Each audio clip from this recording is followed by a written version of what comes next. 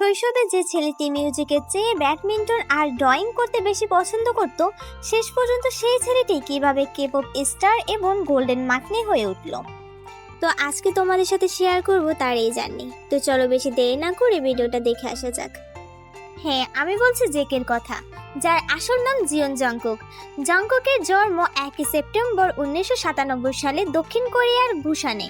ছোটবেলায় তার ব্যাডমিন্টন খেলা এবং ড্রয়িং করার খুব বেশি পছন্দ ছিল, কিন্তু একদিন টিভিতে বিগ ব্যাংকের গান হার্ট ব্রেকার দেখার পর তার জীবনের পুরো দিকটাই বদলে যায়।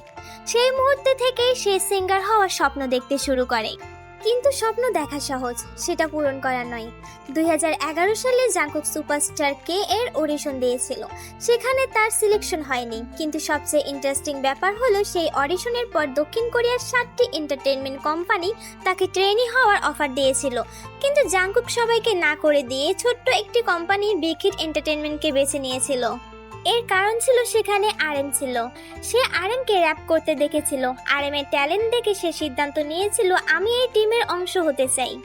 মাত্র 13 বছর বয়সে 2011 সালে জাংকুক ট্রেনি হিসেবে তার জীবন শুরু করে। পরিবার থেকে দূরে থাকা, প্রতিদিন ঘন্টার পর ঘন্টা প্র্যাকটিস করা এবং নিজেকে আরও উন্নত করা, এইসবই তার ডেইলি লাইফের রুটিন হয়ে গিয়েছিল। ডান্স আরও ভালো করার জন্য কোম্পানি তাকে লস অ্যাঞ্জেলেসে পাঠায়। সেখানে সে প্রফেশনাল ডান্স ট্রেনিং নেয় এবং নিজের পারফরমেন্স স্কিলকে নেক্সট লেভেলে নিয়ে যায়। এরপর আসে 13 জুন 2013, বিটিএস এর সঙ্গে তার অফিসিয়াল ডেবিউ।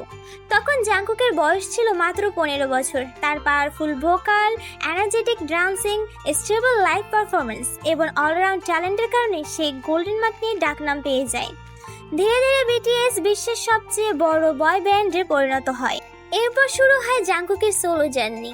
2022 সালের ফিফা ওয়ার্ল্ড কাপ কোয়ার্টারের ওপেনিং সেরেমনিতে ড্রিমার্স পারফর্ম করে জাংকুক ইতিহাস তৈরি করে।